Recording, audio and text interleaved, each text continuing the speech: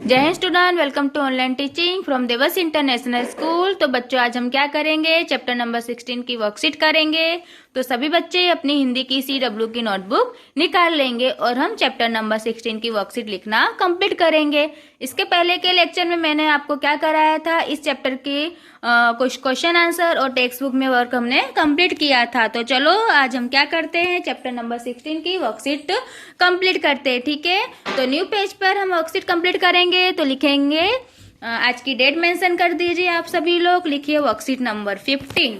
मैंने यहाँ पे वर्कशीट नंबर 15 इसलिए लिखा है कि बच्चों आपको चैप्टर नंबर 15 की वर्कशीट नहीं मिली थी, तो वर्कशीट का नंबर हम कंटिन्यू ही रखेंगे। तो क्वेश्चन क्या होगा, वर्कशीट नंबर 14 के बाद वर्कशीट नंबर 15 डाल देंगे और चैप्टर नंबर लिखेंगे 16, अनमोल उपहार। अनमोल उपहार, ठीक है। चैप्टर का नाम लिखो अनमोल उपहार। क्वेश्चन नंबर 1, रिक्त स्थानों की पूर्ति कीजिए। क्वेश्चन नंबर 1 लिखिए, रिक्त स्थानों की पूर्ति कीजिए। लिखो नंबर 1, राजा कृष्णदेव राय खाली जगह के राजा थे। राजा कृष्णदेव राय खाली जगह के राजा के थे। तो कहाँ के राजा थे? विजयनगर के। तो आंसर में लिखो विजयनगर, खाली जगह में लिख दो विजयनगर। नंबर 2, ब्राह्मणों को भोजन और खाली जगह बांटे जा रहे थे। ब्राह्मणों को भोजन और खाली जगह बांटे जा रहे थे। तो खाली जगह में आ जाएगा वस्त्र। क्या आ जाएगा?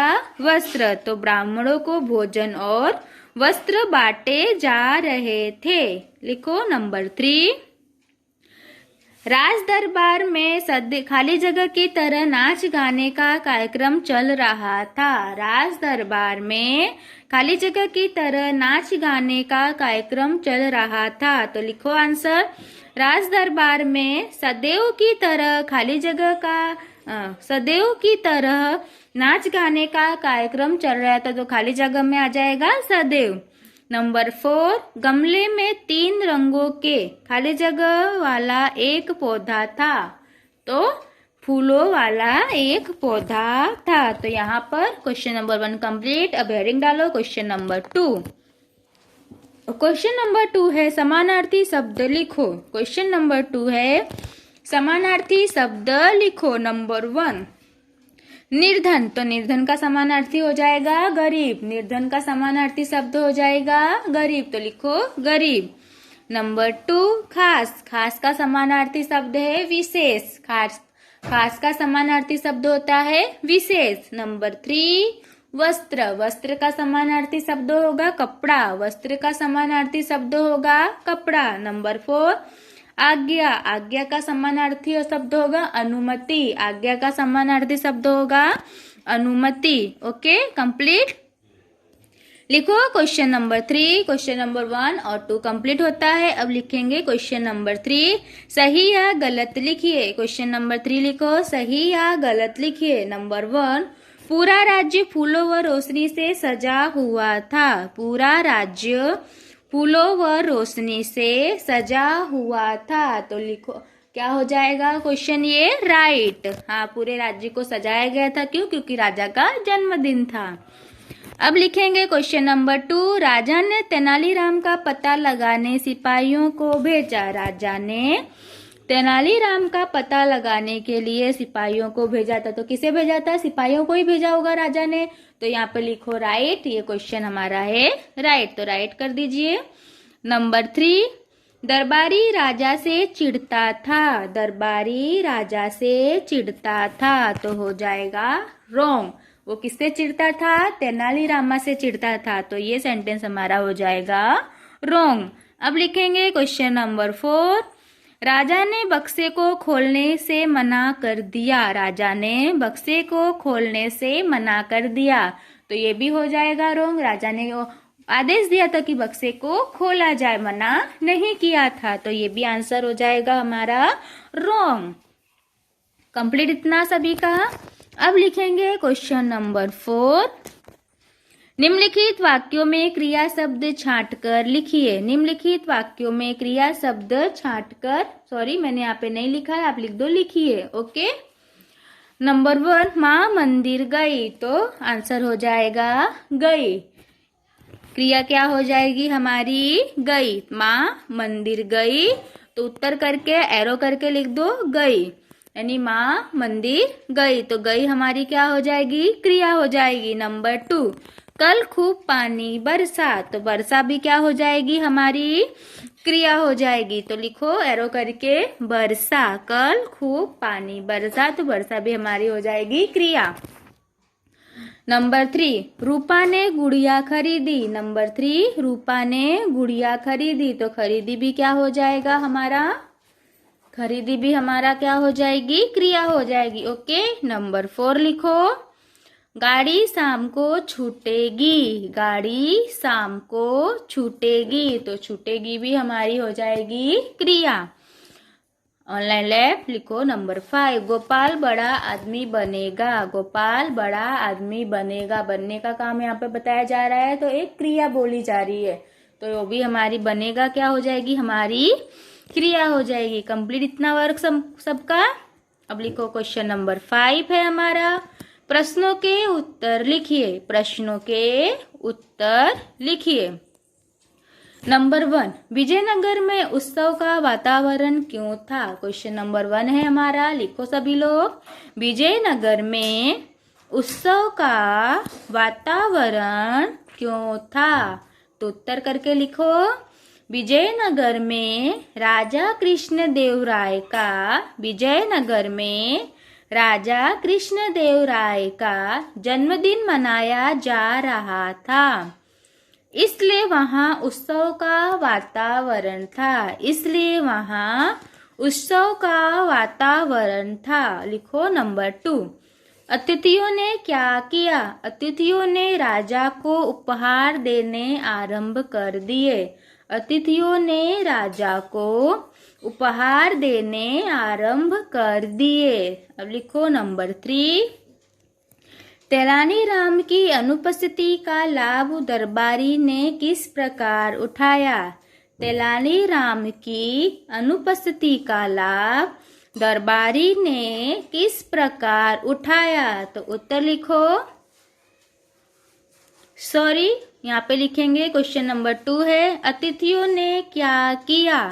अतिथियों ने क्या किया? क्वेश्चन नंबर 1 के बाद क्वेश्चन नंबर 2 लिखेंगे। सॉरी आगे आप थोड़ी गलती हो गई।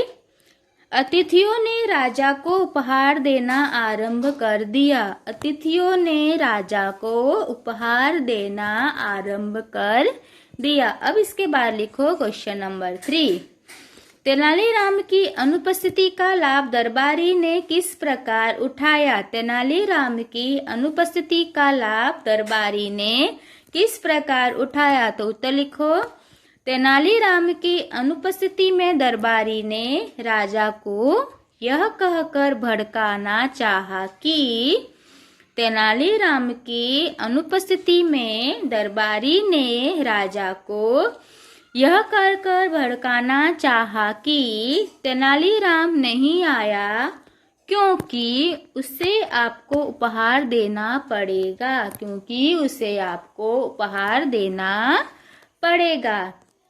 कंप्लीट सबका क्वेश्चन नंबर 3। ठीक है, अब आगे लिखेंगे क्वेश्चन नंबर 4, किस कारण से दरबारियों को अपनी योजना सफल होती लगी? किस कारण से दरबारी को अपनी योजना सफल होती लगी? तो उत्तर लिखो, जब दरबारी के कहने पर राजा ने अपने सैनिकों को तेनालीराम का पता लगाने के लिए, जब दरबारी के कहने पर राजा ने अपने सैनिकों को तेनालीराम का पता लगाने के लिए भेजा, तो दरबारी को तेनालीराम के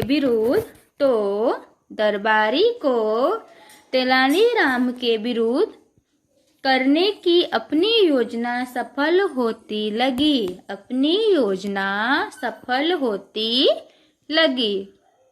कंप्लीट। लिखो क्वेश्चन नंबर 5, राजा की रुखाई से तेनालीराम क्या समझ गए? राजा की रुखाई से तेनालीराम क्या समझ गए? तो उत्तर लिखो, राजा की रुखाई से तेनालीराम समझ गए कि राजा की रुखाई से तेनालीराम समझ गए कि अवश्य ही किसी ने राजा को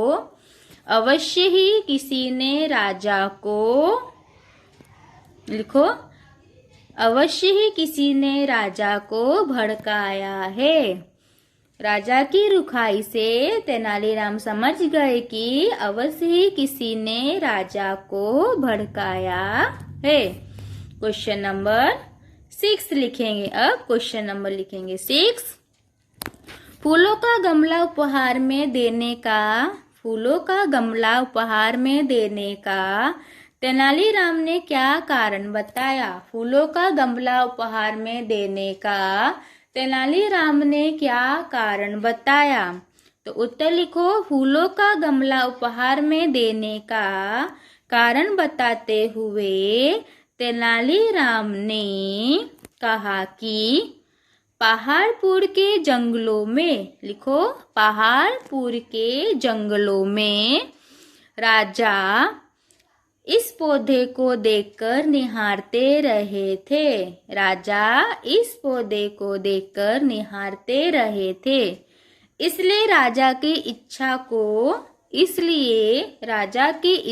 को उनके जन्मदिन पर पूरी करने का विचार किया। इसलिए राजा की इच्छा को उनके जन्मदिन पर पूरी करने का विचार किया। Complete question number 6। अब लास्ट क्वेश्चन लिखेंगे। Question number 7। राजा ने प्रसन्न होकर तेनालीराम से क्या कहा? राजा ने प्रसन्न होकर तेनालीराम से क्या कहा? तो उत्तर लिखो। राजा ने प्रसन्न होकर तेनालीराम से कहा कि हृदय से दिया गया तुम्हारा यह साधारण सा उपहार, लिखो, राजा ने प्रसन्न होकर तेनालीराम से कहा कि हृदय से दिया गया तुम्हारा यह साधारण सा उपहार भी मेरे लिए सभी मूल्यवान उपहारों से अधिक मूल्यवान है। मेरे लिए सभी मूल्यवान उपहारों से अधिक मूल्यवान है। तो बच्चों, यहाँ पर हमने चैप्टर नंबर 16 की वर्कशीट कंप्लीट की। इसके साथ ही हमने यहाँ पे चैप्टर नंबर 16 कंप्लीट कर लिया है। ठीक है, तो आई होप आप सबने मेरे साथ साथ कंप्लीट कर लिया होगा। फिर भी जिस बच्चों का बाकी रह जाता है वो वीडियो को पॉज करके भी अपना वर्क कंप्लीट कर लेगा। ठीक है, तो चलो, यहाँ पर चैप्टर नंबर 16 कंप्लीट होता है। साथ ही हमने नोटबुक टेक्स्ट बुक में भी इस चैप्टर को कंप्लीट कर लिया है। और जिस बच्चों का अभी भी वर्क इनकम्प्लीट है वो कंप्लीट करेगा।